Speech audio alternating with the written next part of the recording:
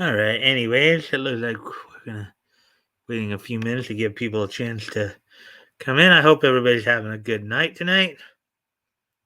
Um, Excuse me for a moment while I go off screen here for a moment.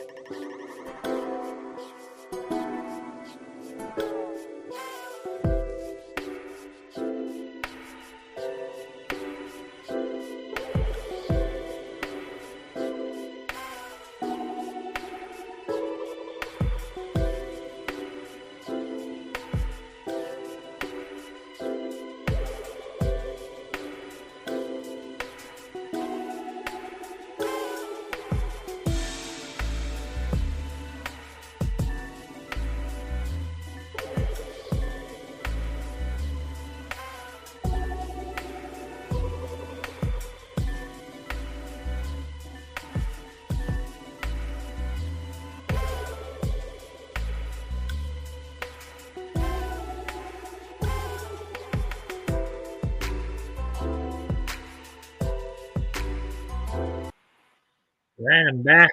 Okay.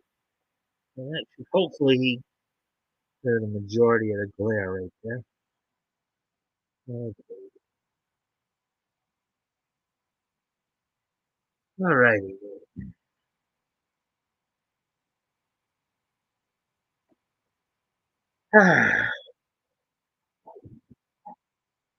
So, hopefully everybody's doing well tonight. Give people a chance to show up here and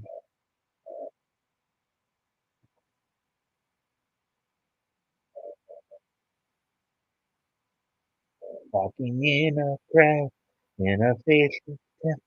Need to feel the touch of a friend. In the countryside, I wander far and wide.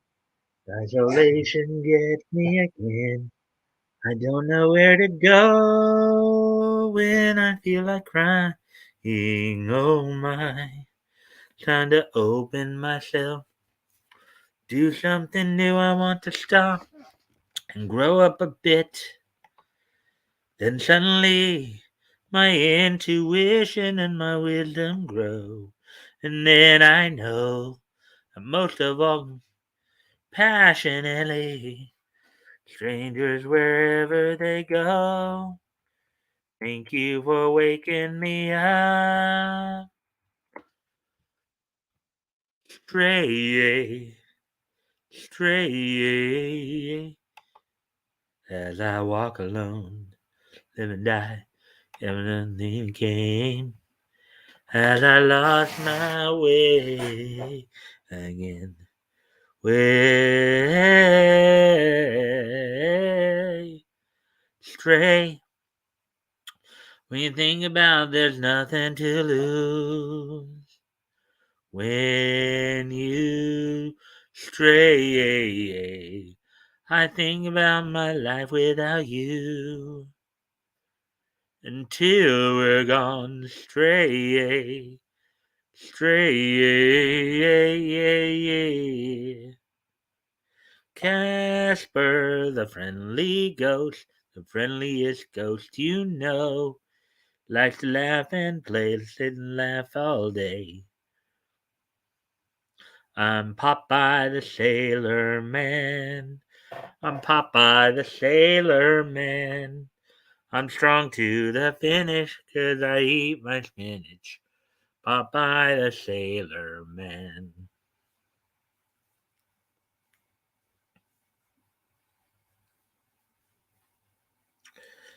Let's see what else.